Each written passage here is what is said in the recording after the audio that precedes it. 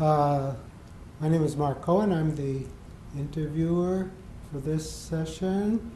We're interviewing Professor Lucette Valency in her home in Princeton, New Jersey.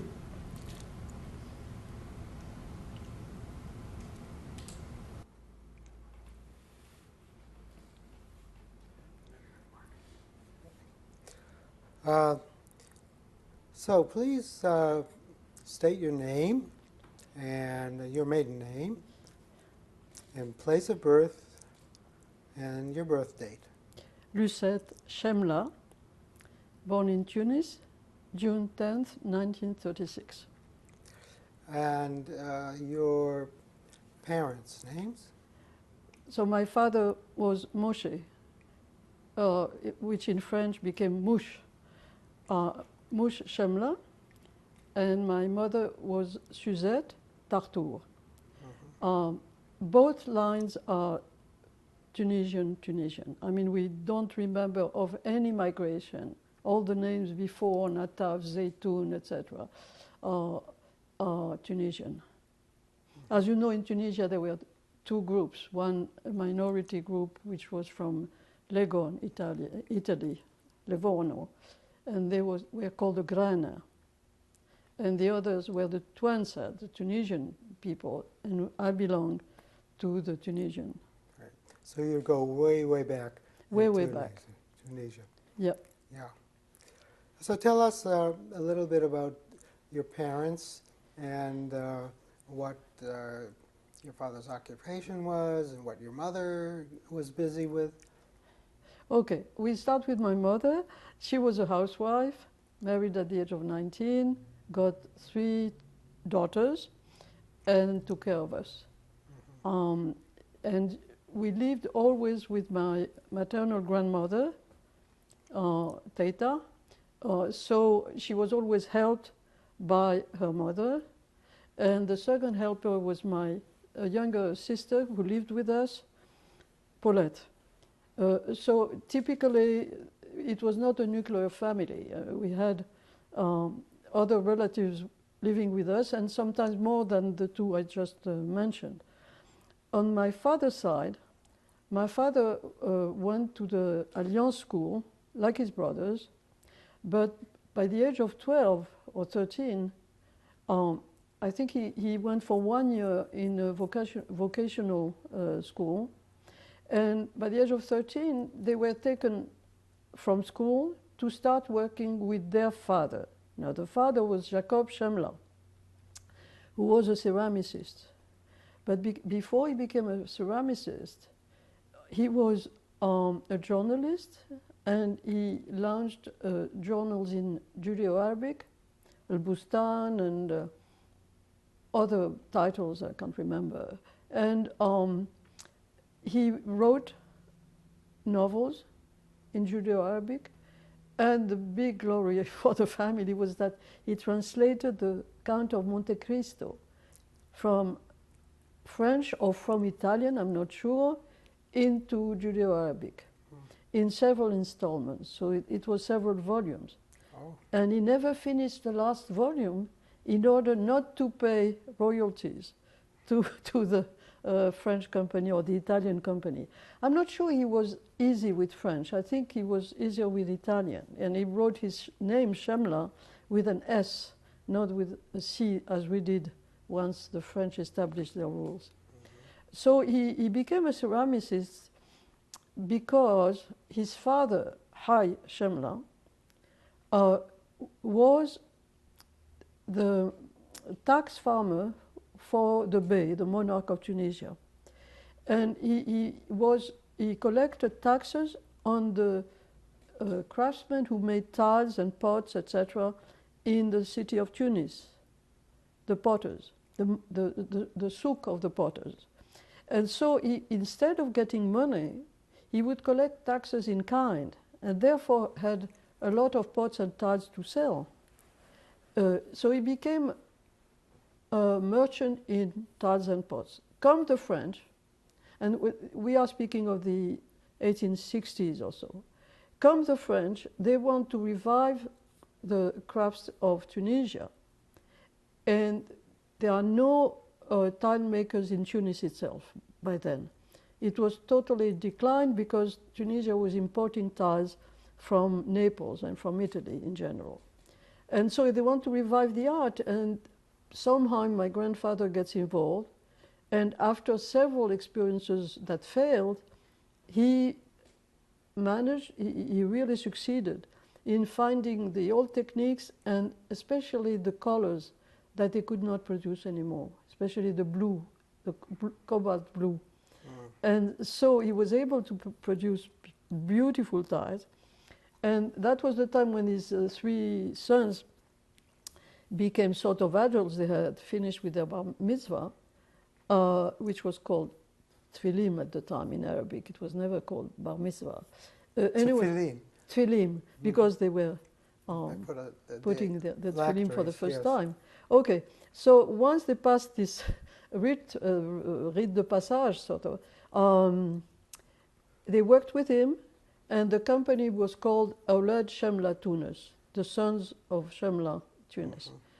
And they became very successful, and especially exported to France, even to Iraq, to Baghdad, and to the States, New York, Florida, and California, until 1929. 1929, it's the Big Depression, and there's a collapse for the company, from which they don't recover fully until the end.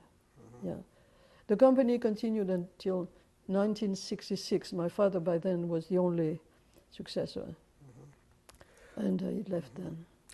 Do you want to show us this book, which has some ceramics in it that are relevant? Yeah, I would love to show it. This is a book that was published in Tunis by Mansour Gelati, a Tunisian publisher. And I wrote it with my sister, Monique. And we put also the name of a cousin who had died by then, Jacques Chemla, because he had the idea of writing this book. He collected tiles and pots from the family, and he was raised in Algeria. And so after he had this big collection, he said we should write a book. I said, okay, write it. But he was not able to write. He didn't have a full education or whatever. He did not do it. So at some point, I had finished my different project. My sister and I said, okay, let's do it. And so we wrote the book, but he died before we finished it. But we put his name. So there's Jacques Chemla, Monique Goffard, and Lucette Valenzi.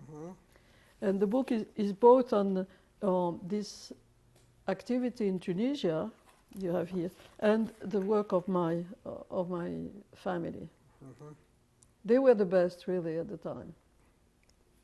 And the last work that my father did in Tunisia was for President Bourguiba, his palace in Carthage and a palace he had in Scanes in the Sahel. So he made beautiful panels of tiles, which are still there. And he finished his last project in 1966, got into trouble with Bourguiba, and left the country altogether. Now, Lucette, tell us a little bit about the practice of Judaism in your family. In your family. Okay, we lived. Number one, we lived in a Jewish neighborhood, not the Hara, not the ghetto. But from the ghetto, as soon as the Jews were allowed to go across the walls of the Medina, the old city, they went into neighborhoods that were modern, but ethnically Jewish, because it was convenient to be neighborhoods where you had a synagogue or several of them, butchers, markets, and friends and family. So we were in a neighborhood that was typically Jewish, which was called Quartier Lafayette. And up to these days, 40 years after Jews left, or more, when you say you are from Lafayette in Tunisia, they know you are Jewish. Okay? That's number one. Number two, we kept kosher at home. But we did not, my father didn't go to the synagogue. He smoked on Saturday, played cards, did things that were not supposed to. But did he make a kiddush? He did. On So Friday night? every Friday evening we had the ritual meal that was a couscous, in fact, more North African you can't find, but it was considered as the meal for Friday evening. And the meal for Shabbos lunch was also typically Jewish. It was a tfina, something that cooked very slowly. And so the women folk were in charge of preparing all these things, preparing a special bread, sweets that we took to the common oven and bring back before Shabbos to the house. My father did the prayer in Hebrew, and we had a special glass for the wine. But we, the three daughters, did not understand a word of what was being said. And if we asked questions, the answer was, that's how it is. But your father understood the Hebrew that he was reading. He understood Hebrew, but I think he memorized Hebrew more than he understood, in the sense that if he read the first sentence of a prayer, he could recite it by heart. But if you gave him a Hebrew book that he never saw before, I think he would have been in trouble, in spite of having been a good student at the Alliance, because he didn't use it, you see. And he didn't go to the synagogue after Bar Mitzvah. So that's his aspect. Socially, we were also Jewish in the sense that all our friends and all our relatives, of course, were Jewish. I think mixed marriages started in France, not before. In Tunisia, we were really endogamous. Yeah. So that's about it. Did you have non-Jewish friends? I did, and it was a little bit transgressive. I think it was the first time, my generation was the first one to interact with non-Jews. I had Christian friends, I mean, we call them les Français, les Françaises, and I had very few Muslim schoolmates. And since I was freer than them, in the summer, when I was already a teenager at the end of high school, in the summer I would visit them. They could not go out. They were in their beach houses in La Marsa or Sidi Bou Said, and I would take the train and go and visit them. But that was unusual. Unusual for them, and unusual for my family. I even didn't tell them. And if I met a cousin or somebody at the train station, I would say, please don't say anything to my mother. Yeah. And then I became a communist at the end of the high school. And how did that happen?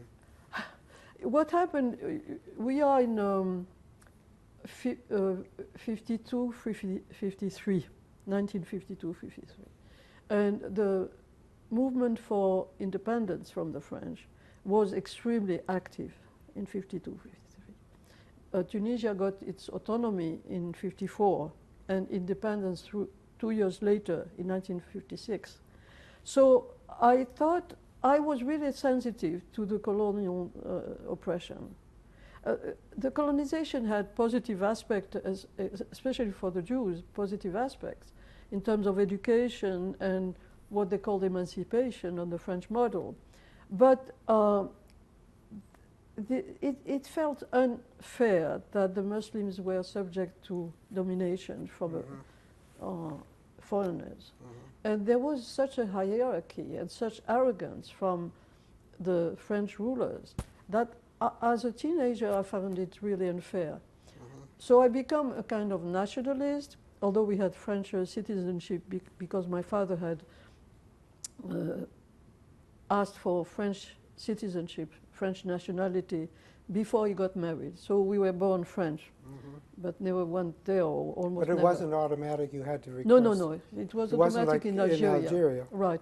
But in Tunisia, it was not, and it was even contained. They didn't want too many Jews becoming French and having trouble like they had in Algeria. The French, I mean, the French authorities. But he got French nationality in 1929, got married 1 year later, and so we all were born French. Okay. So in spite of that, I became a kind of nationalist but secularist. I was mostly against colonialism, not really nationalist. And I got into the Communist Party. And there I made friends with Muslim teenagers. That was unheard of. To be seen in coffee houses with Muslim boys, to smoke in coffee houses on Avenue Jules Ferry that became Avenue Bourguiba. The main avenue in Tunisia was really transgressive. But I enjoyed that, you know, to be doing things that my mother would never suspect. But then people would gossip and would tell her, you know, your daughter, she's seen with Muslim guys. And so it was a tense situation. I remained a good student, but at some point I was even arrested. I was arrested. Tell us about your student years, your education. Okay, the French lycée, there were French schools available in our neighborhood, but for the French lycée you had to pay, but it was of a higher level, and my father paid for us to go to the lycée from the age of 5 to the end of the curriculum, to the baccalaureate. Okay. After the baccalaureate, I thought I would learn design. And I prepared a contest that was in France, a concours, that was in Paris. And for a full year, I kind of got trained, but I was not interested. I was not so gifted, in fact. But the idea was, my father had only 3 daughters, no son. Who was going to continue the activity in the factory? The ceramics. Right. So I was going to be the one. I was the middle, in the middle between my older sister and my younger sister, okay? So I prepared this exam thinking I'll have a job in a high school, but at the same time I'll take care of the factory with my cousins, or who knows what would have happened. I failed. And since I failed, I thought, what am I going to do? I was tempted by medicine, but my father could not pay for 7 years of study abroad. And I chose history, sort of par défaut, you know. Okay, why not? Why not? And I thought I was very smart because I was a Marxist and I knew what they called historical materialism, and so I would be good in history. And I went to Paris, where I studied for 5 years, got the agrégation, which was the the top exam, and came back to Tunisia. Meanwhile, I got married. I had 2 children, and my first husband, Valenzi, who belonged to the Lebanese community, came back as well, and we stayed there for 5 years. It was already, Tunisia was by then independent, and we were at the same time exhilarated by independence, by the fact that there was a red flag everywhere, that the music in Arabic became what you heard on the streets, in coffee houses, everywhere. We liked the fact that women were getting rid of the veil, getting educated, getting a lot of help from the government to go and study abroad. There was a beautiful policy of education in Tunisia. To see the little boys going to school, walking to school for the first time, you know, while scholarization was not as developed under the French. So we got exhilarated. At the same time, we could feel that there was discrimination. There was a union of Arab doctors okay, Jews could not be part of it. So they had to send to the conferences abroad, they had to send their assistants and they couldn't go. Or my husband, Pierre, was an engineer from a grande école, from a school in electricity and already electronics. So he would write reports, but somebody else would read them because he was Jewish, you see? And so the feeling that we were more and more alone, we felt good, but I realized afterwards, we felt good like red fish in a bowl. We were not part of it, you see? And so we decided to leave. The French had left already, were living in big numbers. Their contracts as teachers or heads of hospitals, etc., were not renewed, they had to leave. And we felt that we were exposed, especially after the war in Bizerte, 1961, we felt exposed. And so we decided to leave, which we did in 1965. It was hard. At the same time, we had all the degrees to find jobs and continue our sort of upward mobility in France. But it was exile. Let me take you back before you emigrated from Tunisia to the period just before the war. Then, of course, during the war, Tunisia was a French protectorate. Then it fell under the Vichy regime, and then we know that the Germans invaded and occupied Tunisia for several months, beginning in November 1942 until May 43. Tell us about what it was like for Jews in Tunisia before all of this happened, and during the war, and then afterwards. All right. I started feeling some anti-Semitism at school. I remember especially one student who made remarks about my nose or my physical appearance, and that was a shock. And I told my parents. This is the only memory I have of that. Then that was probably in 42, because I started school in 42. And then I was the best student the first year of school. And I have to tell that during the summer of 42, my teacher, Madame Audubon, came to our place by the beach every week to teach me the curriculum of the next grade, so that because I was a good student, to jump over that year and to go directly to the next grade. In spite of the Vichy laws, the numerus clausus was not enforced in my lycée. It was enforced in other lycées, in other schools. And later on, I knew people who had to interrupt their lycée education, their secondary education. I was not aware of it at the time. So I'm really grateful to this woman who, in spite of that, came every summer to help me jump over one grade. Okay. However, you know, I was a child. I was not aware of what was going on in Europe, or what was threatening us. But my father was. And when I worked on this book, I went to the archives of the Casa del Herrero, which is a landmark in Santa Barbara in California.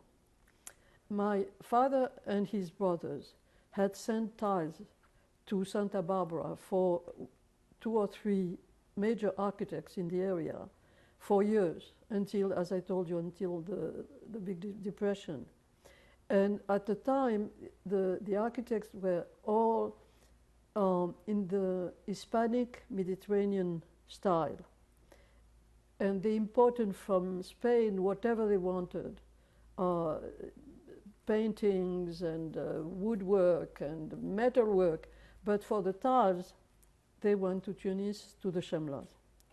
Okay, so they worked for several years. And I want to read you a letter, or to translate a letter that my father sent in July 1940, just 1 month after the French capitulation to the Germans. He wrote to Mr. Stedman, and I try to translate quickly. About 11 years ago, we had the pleasure to provide you with the tiles and panels for your house, etc., etc. You remember that we entertained a very nice relationship. You don't, you know very well the terrible disaster that fell upon our dear motherland. He said motherland about France. We don't know what will be the destiny, the fate of Tunisia. But I have to think about going to the States to settle there. And then he continues by saying, we have enough money to bring it with us. My 2 brothers and their sons and myself would be able to start a company without having to hire workers, and we would love to resume work there. Now, it was July. Mr. Stedman had died in April. So his widow took the letter to somebody she knew, and the reply came, architects today are in the modern style. There's no decorative art in what they do. There's no chance that he could open a business here. And the answer came there. And so I found this letter in the archives of the Casa del Herrero, and I was so moved. I couldn't continue to look at the archives. I had to stand up and walk and think, how did he know? What did he know? Of course, there were no concentration camps at the time. I mean, no extermination camps. There were already concentration camps in Germany and in Poland. He must have known. And there was already racism, Nazism was already known in Tunisia. And so he must have felt so threatened that he was ready to take us all to America. Of course, that was a dream he continued to have even after the war. He made friends with American soldiers who came in May to Tunisia and liberated us. His project is that they would help find a place where he could settle in America. He was really eager to go to America. Now, to go back to Tunisia, in 42-43, the academic year 42-43, we started normally, and then when the Germans came, and the Italians were occupying as well, but they were sort of quiet and nice, the schools were closed. And there were bombardments very often from the Allies, the targets being the ports of Tunisia, Sousa, Tunis, Bizerte, and the Germans organized labor camps where they took young Jewish men, to work from 8 to 4 o'clock in these parts which were extremely exposed. And as it happened, because I'm a historian, I get, there are people who contact me to give me documents or to ask me what to do with the documents they have. And I got a trove of letters written in January and February 43 from a camp or to the camp. The guy who was in the camp was, I forgot his name, Bismuth. His name was Bismuth.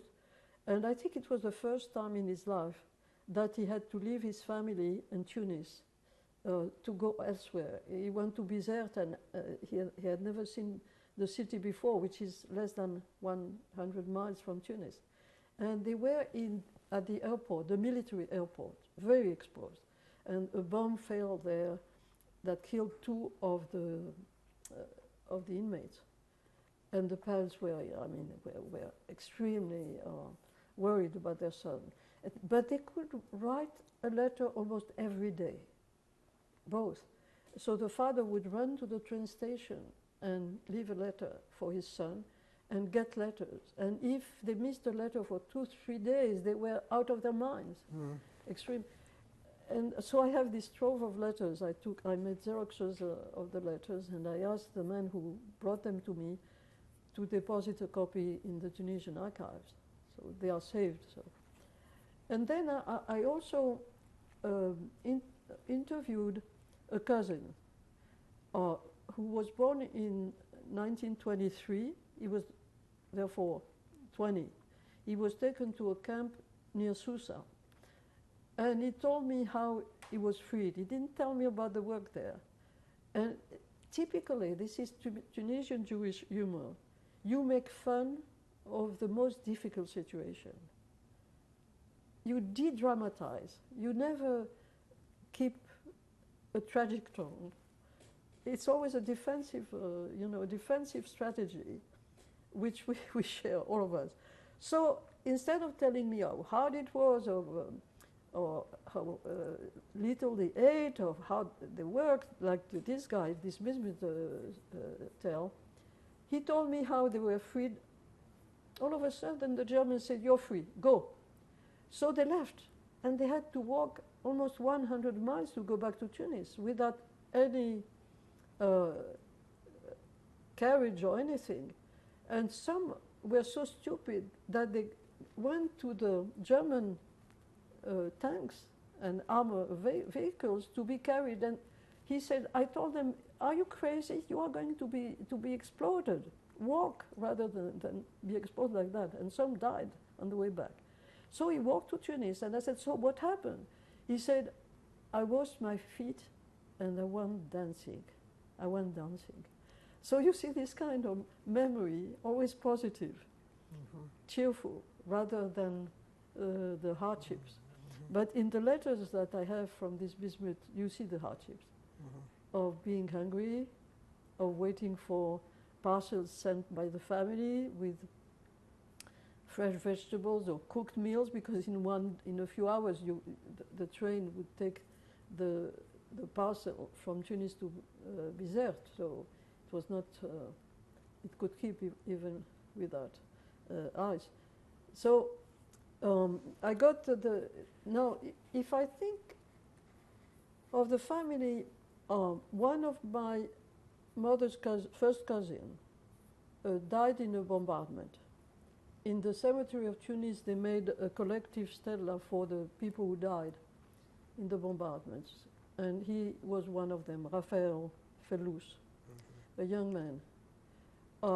Another first cousin went to Algiers, hoping to join the French army, and he was killed in a car accident. So the war really provoked a lot of unrest, and nothing to compare to what happened in Europe, of course, but the war is a hard experience for everybody all the same. There were bombardments. I still remember a neighbor of ours, Mathilde Bismuth again, who came back from a bombardment where she had been hit, and she was covered with white ashes, and she was shocked, and I still remember her vividly, you see. So there was this threat, and every once in a while the alarms sang, and we had to go downstairs, dress quickly and go downstairs to be protected. So I don't know if we were really protected by being on the first floor, but nothing happened in our neighborhood, I must say. Yeah. So you would say that the purpose of the labor camps, and they were in Morocco as well and also in Algeria, was different from the camps in Europe. There was a goal, which was to construct the railroad, the Trans-Saharan. Not in Tunisia. I mean, I don't know what they were doing in Bizerte, because there was the airport already was there. So I don't know what they made them work for. And in Susa it was in the port as well, which was bombarded, and probably they had to rebuild it. And in Tunis, in the port of Tunis probably as well. But careful, the camps in Tunisia were run by the German. The French authorities didn't have anything to say. While in Algeria, it was the French authorities that put in the camps French Jews who had lost their French nationality, Algerian Jews. Even if they were still wearing the military uniform, they were sent to camps. And of course, German or alien Jews, they were sent to camps in very hot conditions in the south of Algeria, which was the Sahara, and some died of disease or heat or hunger. So that was terrible. And in Morocco, the French authorities, again, the Germans were not around. They took to the camps foreign Jews. And you have a beautiful testimony, a beautiful text by Stefan Moses, the philosopher, the Israeli philosopher, who had escaped Germany, Berlin, with his family. They went to Holland. From Holland, they went to Morocco, and they thought they were safe. The French authorities put the whole family in camps, concentration camps, and they had a school there, and the inspector for the school was a military, and they were subject to a lot of mistreatment. And then when the Allies came to North Africa in May '43, the camps were open, and he tried to join the demonstrations to celebrate the victory. And French kids would tell him, "You are a Jew, don't stay here, you're not welcome here." And so it was not over. And this kid, after that, with his family, they settled in Paris, and both boys went to the French schools, Normalien, Agrégé, which is the top degrees you can get in France, and he became a major professor of philosophy. So in spite of that, so he sort of assimilated the French culture as a kind of revenge. I show you that I'm better than you, what you say, you know. Yeah. So tell us a little bit about after you left Tunisia and you settled in France and your career.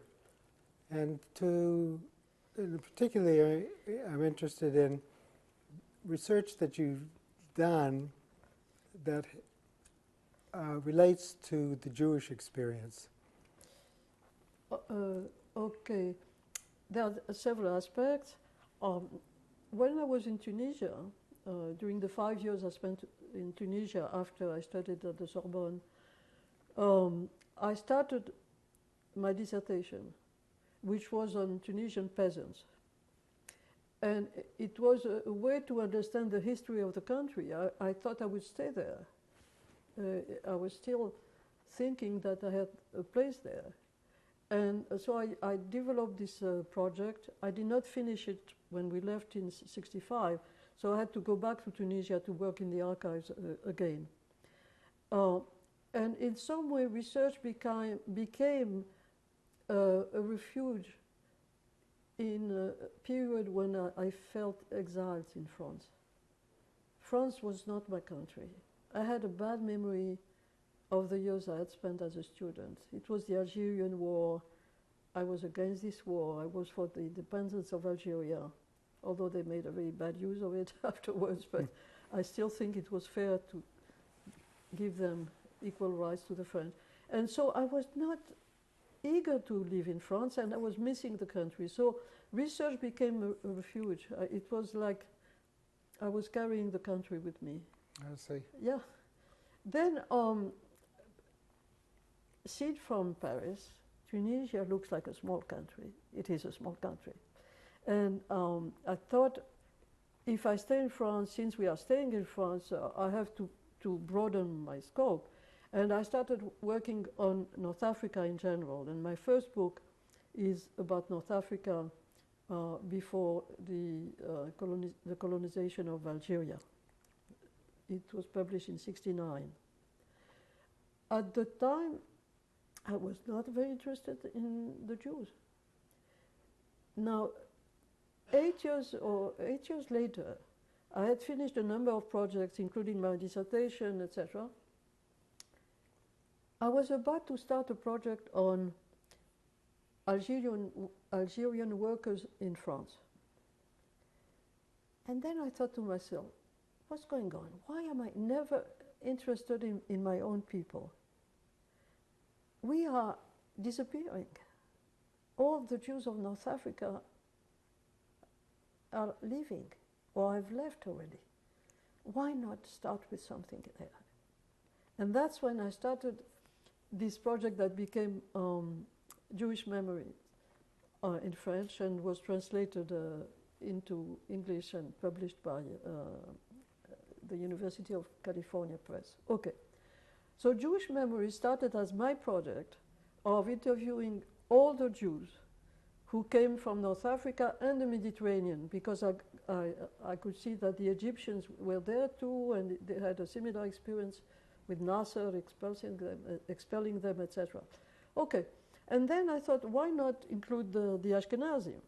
And so I contacted Nathan Wachtel, who was already a good friend, and I said, why don't we do the project together? And we interviewed all Jews together, Ashkenazim, and for the Sephardim it was mostly me, I mean, because he didn't feel at ease with the Egyptian or Salonician or Moroccan Jews, so I did it on my side. And so we interviewed the Jews. That was my first project. And then the second one was the project I developed with Avram Yudovich, my husband. We were at the Institute for Advanced Study in 76, 77, together the same year.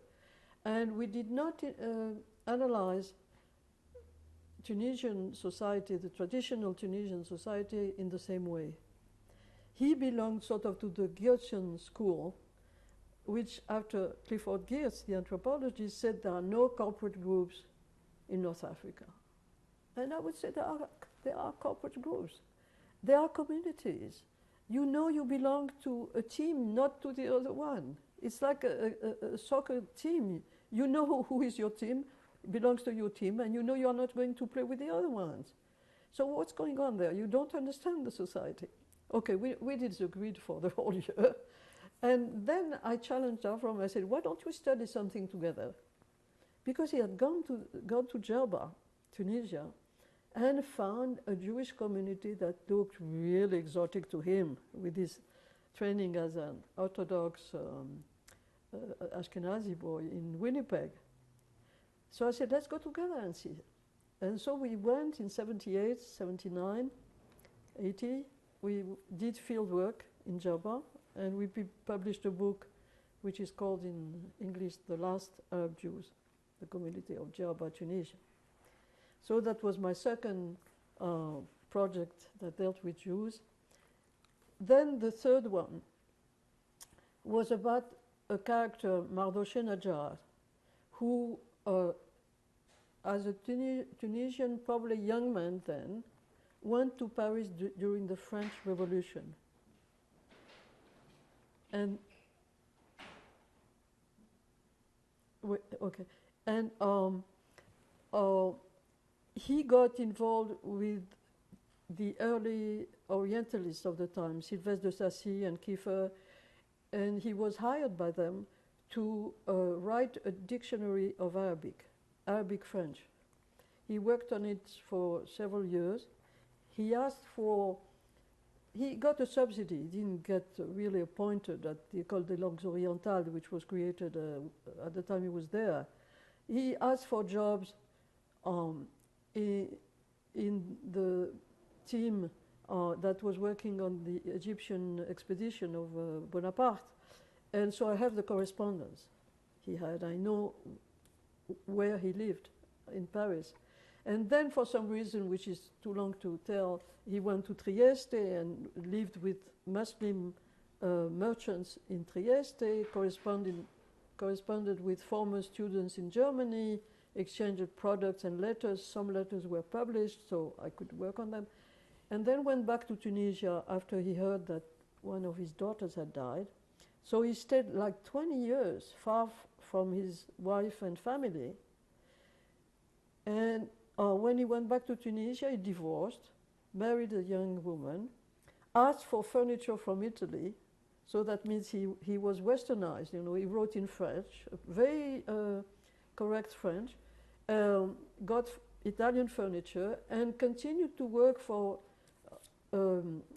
European consulates where he would translate the acts in Hebrew or in Arabic or be a witness to acts that were signed in front of the consul. And we lose his trace around 1840-41, which is the period of my great-grandfather. So I felt a kind of affinity with this fellow, and I wrote his biography. And finally, the last book on Jews is about Algerian Jews. It's about the relations between Jews and Muslims in Algeria from antiquity, which was not yet Algeria then, it was not named Algeria, from antiquity to the end of the story, which is 1962, independence of Algeria. And that was written in the framework of the Aladdin project. Mm-hmm. You want to know about the Aladdin project? Yes, tell a little bit about the Aladdin project. Okay, the Aladdin project started in France focusing on the Shoah. The idea was that there were already people, revisionist people, which we call négationnistes in French, who said it never happened.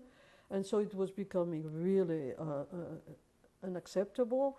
So they created this program by which they took school children, imams, Muslim women, people from the broader society to Auschwitz to see what it was. And that was extremely productive, extremely helpful. But they realized after a few years that there was another problem in France, which was becoming really serious, which was anti-Semitism in French schools by Muslim kids, from Muslim kids, either at school or outside of the school.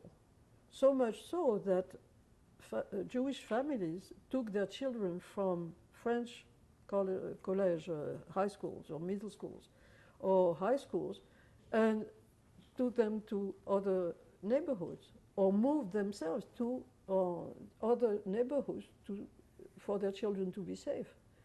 So that was really a terrible trend. There was a famous report written in 2004 by an inspector who had discovered this serious problem, Jean-Pierre Aubin. But the Minister of Education put the report in a drawer, and Aladdin said, we have to do something about it. And they started a program, an educational program, by which we, professors in the universities, go to different cities and give intensive seminars, a full-day seminar, to inspectors, teachers in history, geography, social sciences, and literature, who volunteer to attend this seminar. And we tell them about the history of Islam and the history of Jews and in Islam, because they don't know that, and their students sort of challenge them, and they don't know how to react. So we did that for several years, and it's still going on. But we decided at some point, why don't we write textbooks so that the teachers can have a kind of safe information about the state, the condition of the Jews under Islam, their relationship before colonialism, during colonialism, after independence, all of that, the periods of crisis, of anti-Semitism or anti-Judaism, the periods of peace and coexistence. all of that. So I wrote the one on Algeria, even if I'm not a specialist of Algeria, because the main specialists were busy elsewhere, so they asked me to do it, and I did it. That was my last book, 2015. Now I understand that in Tunisia, they're planning to build a Jewish museum. Right. It was announced 3 years ago by the Minister of Tourism, confirmed last May by the same minister, a woman, and right away she announced the creation of a committee that would be in charge of writing a project. And she put me in charge of the committee without asking me, I have to say. So I find myself having to think about it and to get trained in museography, because I'm a historian, I'm not a museographer. So I've been reading a lot on the subject and trying to think of the different aspects of the museum. I've been meeting people in Philadelphia, in New York, heads of Jewish museums. But I think it's an important project, because except for Morocco, there's not a single Arab country in which you are going to find a Jewish museum. So it's going to take time. Except for Morocco. Except Morocco. Right, in Casablanca, I believe. Right. Which is still a small thing, mostly with the Judaica. And I'm thinking of different projects. So it's important that the museum speaks to the Tunisian citizens or future citizens, students in high schools or in middle schools. So I wanted to be on the interaction between Jews and Muslims, the similarities in their beliefs or rituals, but also what's identified the Jews as specifically Jewish.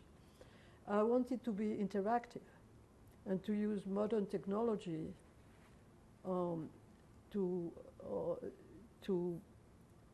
interact with the documents, with the films, with the photographs, and to absorb more. And I must say I've very positive reactions.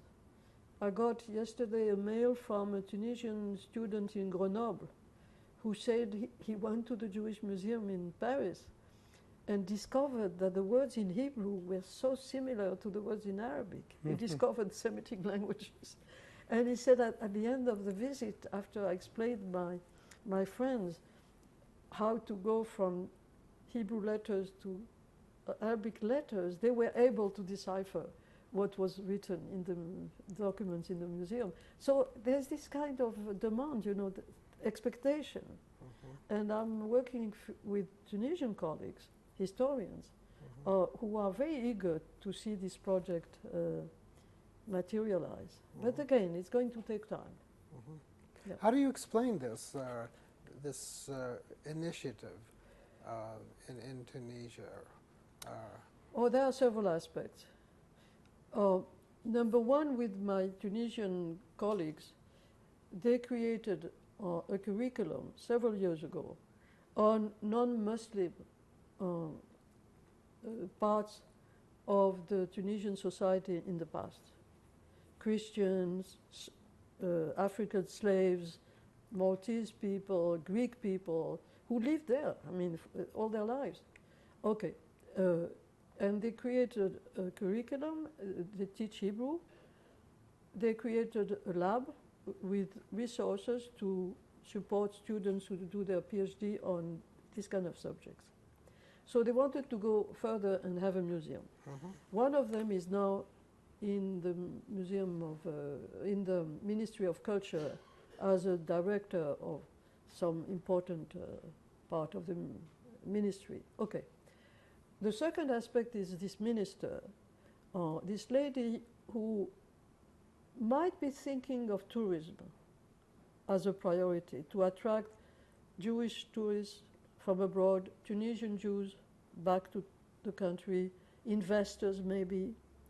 But I think the main goal, the third goal, is not scholarship or tourism or investments. It is for their own society to tell their citizens that yes, there are Arabs, yes, there are Muslims, but in the past, the history of the country was much more complex. There were Jews for millenniums, and the permanent presence of Jews is the most important, because the Greeks or the Maltese, they came 18th, 19th century.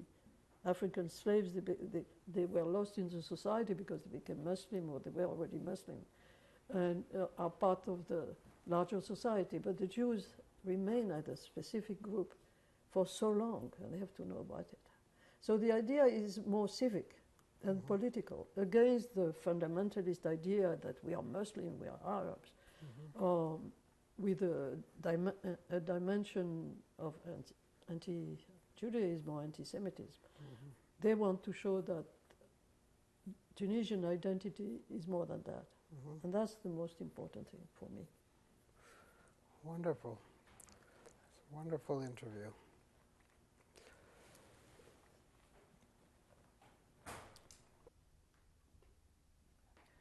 Yeah, this is a photograph of my grandfather, Jacob Schemmler, who is dressed here in the traditional clothes with the jabba. You see this kind of dark robe, and he wears the Tunisian cap, the shashir.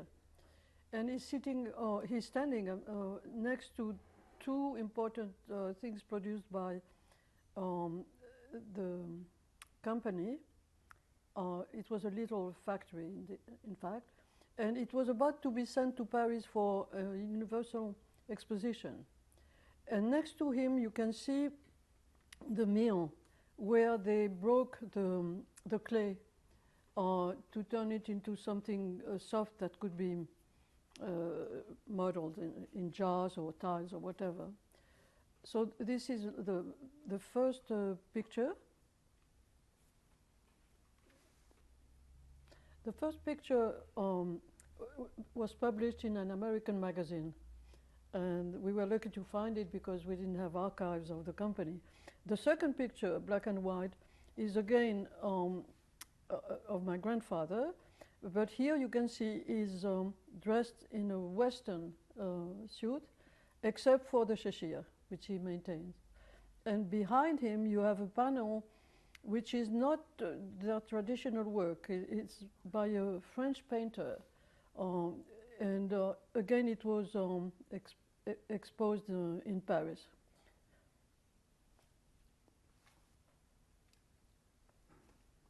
This is a picture from the 1960s, I believe, or maybe early 70s, of my father and mother in a workshop they had in the south of France, La Gare de Fresnay. And for the first time in her life, my mother stopped being a housewife and helped my father in the workshop. And he, for the first time, had an electric oven. You can see behind. While in Tunisia here, the traditional ones, which were not, which produced beautiful things, but sometimes failed to produce beautiful things, and everything was lost.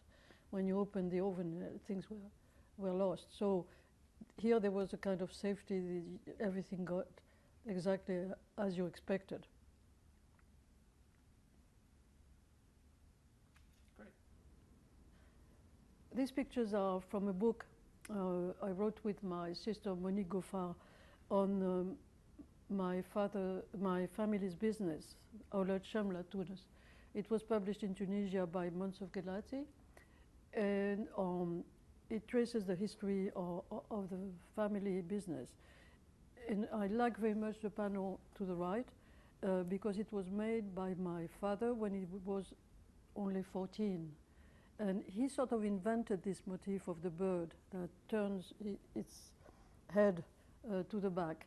And each tile is different from the next. And at the end, he signs. And he dedicates the drawings to a French architect who was very important in his formation, Raphael Guy. And so I really like this panel. And the others are typical of what he did with a Tunisian traditional inspiration to which he added Persian motifs or characters, especially the figurative tiles with the characters. They were not common in the Tunisian tradition. And he sort of introduced them from looking at things from Iran in the French Museum or in magazines. He never went to Iran or Turkey, but he took some of his inspiration from there. I'm Mark Cohen, Emeritus Professor of Near Eastern Studies at Princeton University, and I'm sitting here with Professor Lucette Valency, Professor of Middle Eastern and North African history, and has written much about the Jews. And we're here just discussing the project for which the interview was made. So the Shoah Institute, which is affiliated with the University of Southern California, has a large archive of, I believe, 53,000 testimonies of Jews who survived the Holocaust. And these 53,000 interviews are all with Jews who were in the Nazi concentration camps but survived, and most of them were Ashkenazim, but some of them were Sephardim, for instance, from Salonika. A few years ago, the Shoah Institute, under the inspiration of Jacqueline Gamache, decided to branch out and collect testimonies from Jews who had lived in North Africa and the Middle East. So we have just been listening to Professor Valency talk about her own life in Tunisia, and what we'd like to think about right now for a few minutes is the importance of the project, the new project, the project that's called the MENA Project, Middle East and North Africa. I myself am a historian of Jews living in the Middle East in the Middle Ages, and it's a very different history from the Ashkenazi history in Europe. Persecutions are few and far between, although they existed. Anti-Semitism of the European type did not appear until really the late 19th, but particularly the 20th century. I feel that the history that I study is very different from the history of Ashkenazi Jews. Yet I think that the project is important because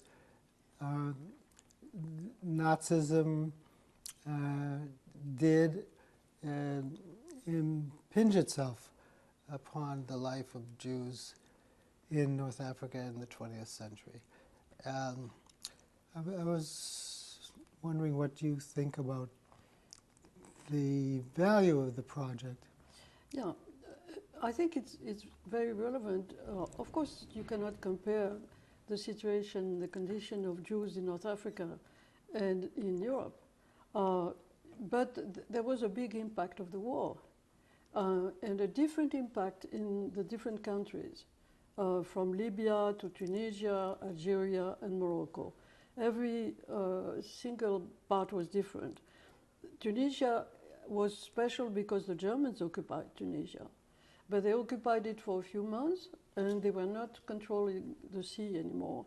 By the autumn of 1942 and until they left in May 43, they did not control the sea, and therefore they could not transport Jews to extermination camps. But they did build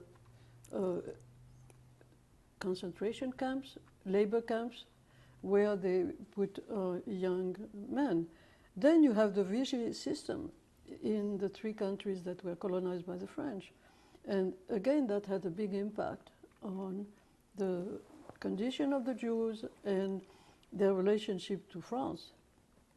Then you had the impact on the native population, who thought more than before that they could ask for independence because France was defeated, was weakened by the war. And so they could be more voiceful, I mean, more, they could really become more forceful to ask for independence for the 3 countries. So the war was a turning point for, and it was, even if we don't compare with the European situation, it was hard for lots of people. Restrictions, threat of, bombardments, being involved in the army, being in the labor camps. I mean, all these situations were hard. And those who could have escaped from Europe, including Germany, and took refuge in Algeria and in Morocco, were subject to mistreatment by the French. They were sent to concentration camps, and some in Algeria died of, in the camps, died of disease or heat or hunger, whatever. So I think it was a good idea to hear the voices of those who went through this experience. Although by now it's only people who were children Yes. at the time. I think it's important to speak, yes, of labor camps, and some people use the term concentration camps too, but to avoid the term extermination camps. This really did not happen. People died, and people died either of starvation or mistreatment. But the kind of extermination that we know from the Nazi experience did not reach North Africa. Who knows if the Germans had won the war and remained in North Africa and spread across the whole territory beyond. Yeah. You have to remember, though, that Algeria was colonized since the 1830s onwards, and Tunisia at the end of the 19th century. And therefore, when the Second War starts, a number of them go to France, settle in France, and they were caught in the war. So you had a number of Algerian Jews who died in the camps, a smaller number of Tunisian Jews. But I remember there was an exhibit about this neighborhood in Paris, the Marais, in which Jews from Central Europe had taken refuge between the 2 wars, and they were caught, like really it became a trap where they were taken by the Vichy police and sent to Auschwitz and other camps. And among the documents left by these people, it was an exhibit in Paris a few years ago, there was a document about a woman and her daughter from Constantine, eastern Algeria. And as I recall, they sold vegetables on the street. I mean, they must have been really at the lower echelon of the social scale. What were they doing there where they could have avoided their terrible fate? They was taken to Auschwitz, never came back. You had also students. You had people who could not study in North Africa. There were no universities. There was one in Algiers, but people preferred to go to universities in France, and they were caught there and never came back. So because of this relationship, this colonial relationship of the Jews with the metropolis, with France, they were directly victims if they were living in Marseille or Lyon. Even in my own family, my grandmother had two brothers who settled in Marseille. And I remember vividly a small photograph of a woman holding the hand of a little girl. The woman was the daughter of this great uncle. And I was told after the war they disappeared. And I couldn't figure out, but I see them here. I won't ever see them again. And it was, I couldn't figure out how it was possible that they would not exist anymore. I was a child, I was a small child, but I still remember the picture.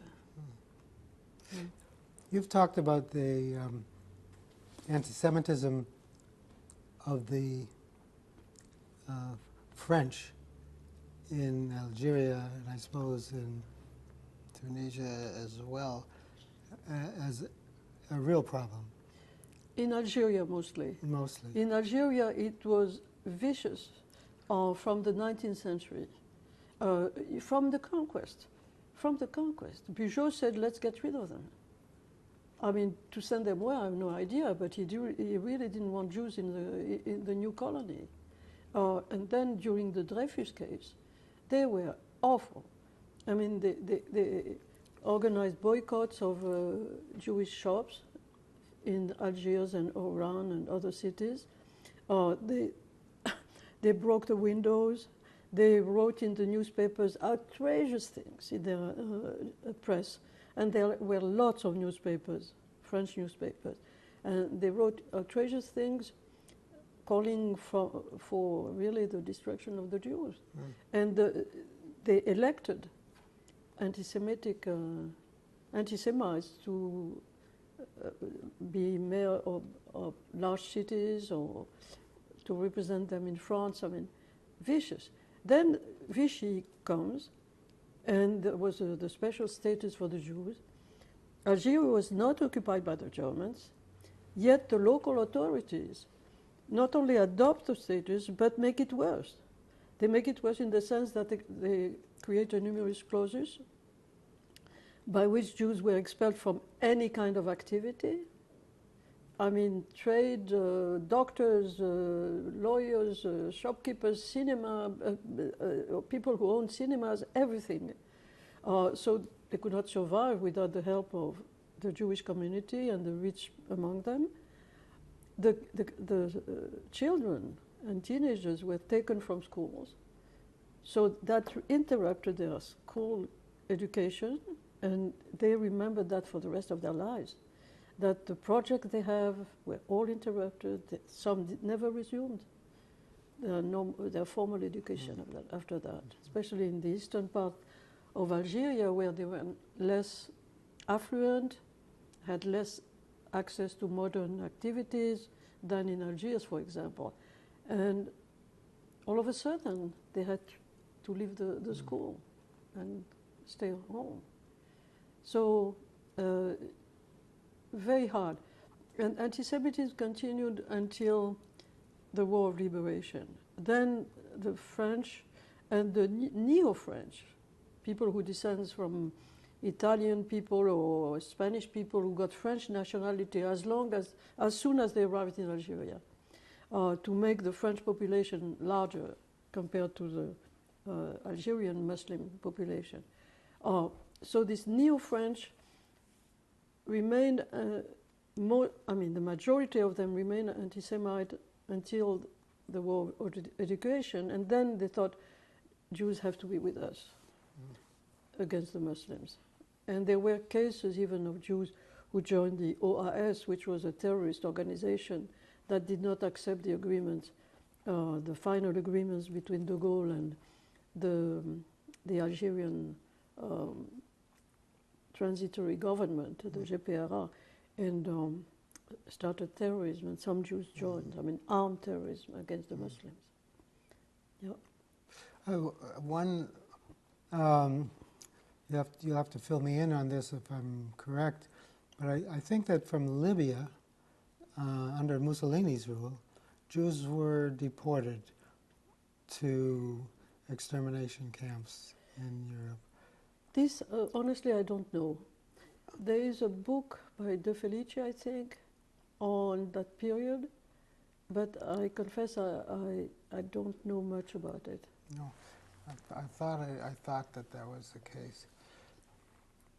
Well, what's clear though is that with careful attention to the differentiation between the experience of the Ashkenazi Jews and the Jews of North Africa, this project is something that is laudable, and I'm very glad that we were able to interview you and have your story, which is very colorful, a colorful story of life in Tunis, and with all the difficulties that existed for Jews there. And on behalf of the Shoah Funded Foundation, thank you very, very much for Pleasure. your participation.